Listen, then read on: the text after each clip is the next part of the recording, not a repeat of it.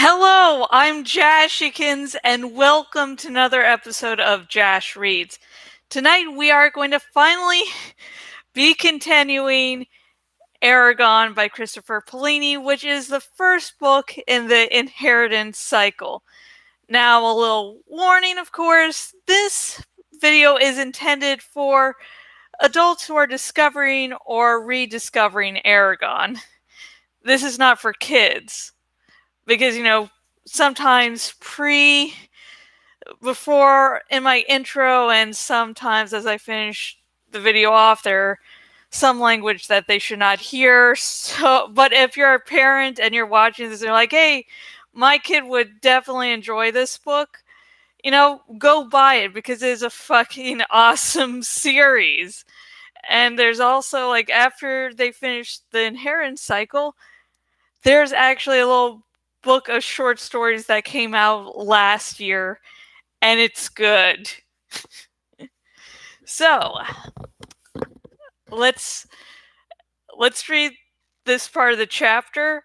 I could probably cover the chapter in one video, but I'm still recovering from being sick, and so I don't want to really stress my asthma too much, so sorry.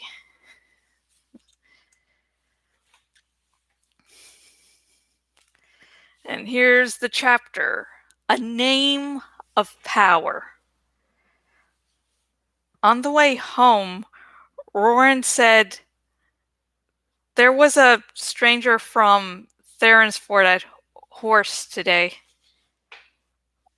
"What's his name?" asked Eragon.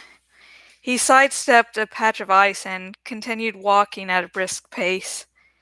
His cheeks and eyes burned from the cold. Dempton. He came here to have Horse forge him some sockets, said Roran.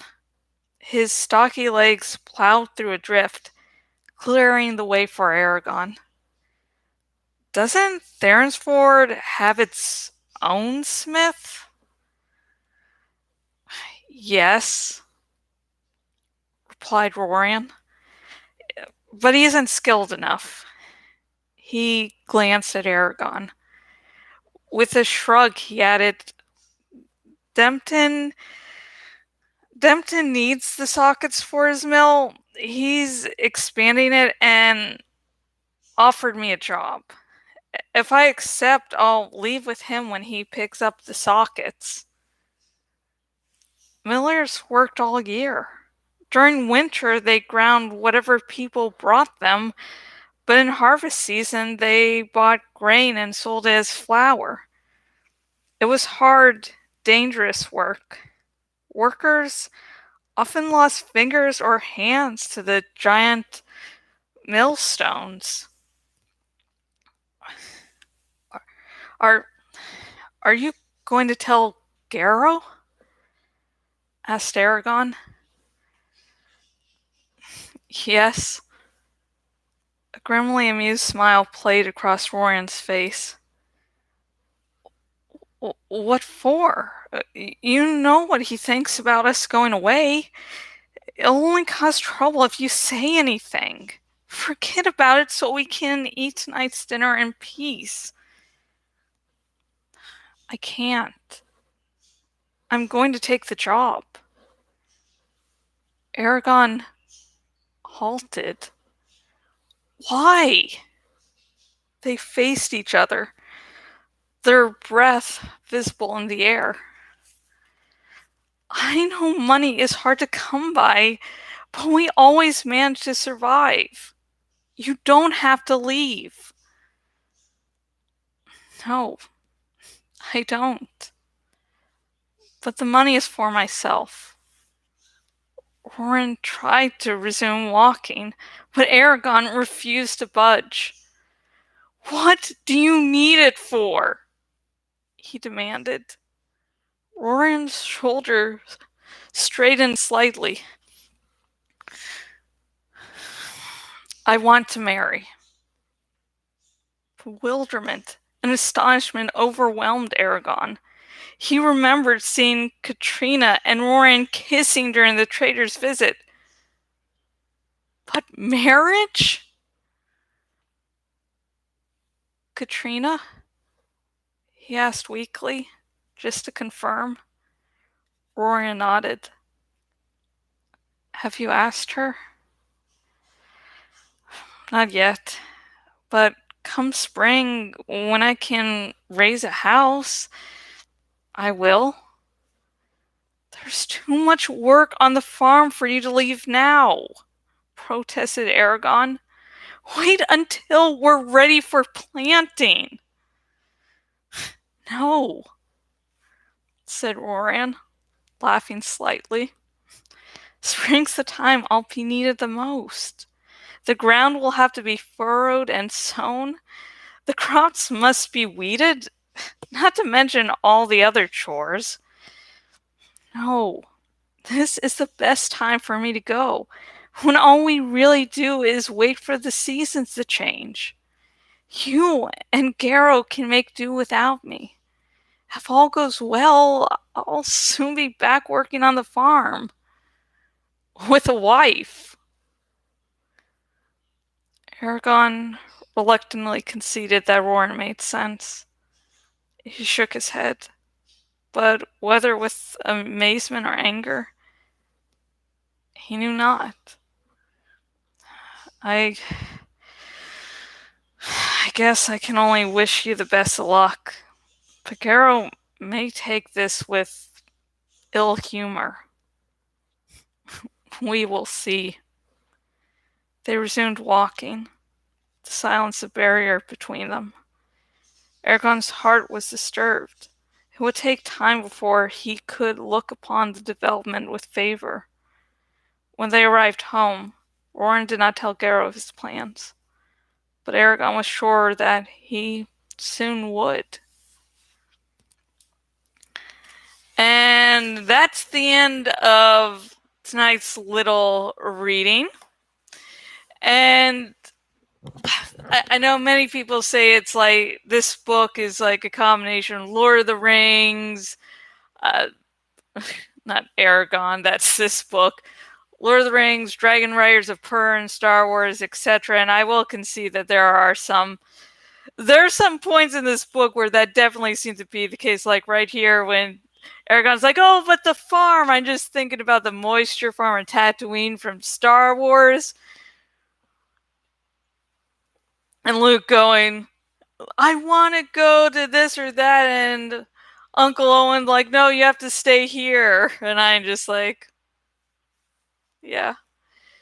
And I do think a part of the reason Eragon is so not liking this idea, it's not just that it's, a change that happens, because when you grow older, things change. You're like, oh yeah, I'll be in contact with this person, oh, I'll stay friends with this person, oh, I'll contact my family, do this or that. But sometimes, life has a different way.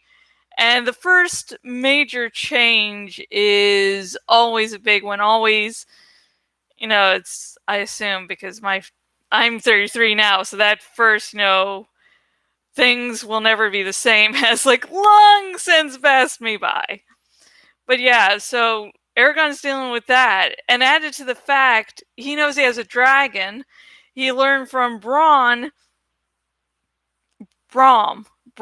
Shit, sorry, I'm thinking of Lord of the Rings. Not Lord of the Rings, Game of Thrones. Shit. I've lost all my nerd credit. I know, lost all my nerd credit. So Brom, I think. God damn it. Now I'm thinking they're the same name. It's been an off month for me. Off 6 weeks. And so anyways, so Eragon's learned that what dragons actually are, learning more of the history, and knows that no matter what happens, his life will never be the same. And so finding out that more of his normalcy is going to go away, like things are going to change even more than he thought, is probably messing him up. So for tonight's question, comment down below with what was one of your big life-changing events. Like, it doesn't really have to be big, but at the time you experienced it, it seems like, oh my gosh, I never thought this would happen. And it just disturbed you just because it was a change, not necessarily because it was big. And also comment below whatever else you thought about this video, this little chapter. And remember, no major spoilers. I'm hoping that, maybe some newcomers to the series will be here, and there are some big twists and turns that shouldn't be revealed, until they come up in the book, or the sequel, or the one after that, or the one after that. But anyways, if you did like this video, if you did like what I did here tonight, please give a thumbs up, because that helps manipulate the YouTube algorithm into making more people view me. Also, if you're watching on the YouTubes, please subscribe, because, I will be reading all the Inheritance cycle sooner or most likely later. And also, if you're watching on my Bloggy blog and watching on the desktop version of my Bloggy blog, please go over there and wherever it is, choose the follow by email option. So you'll never miss out on whatever I do. I just don't do these dramatic readings. I do fan fictions, I do mini reviews, I do full-length reviews, I do everything I can. So,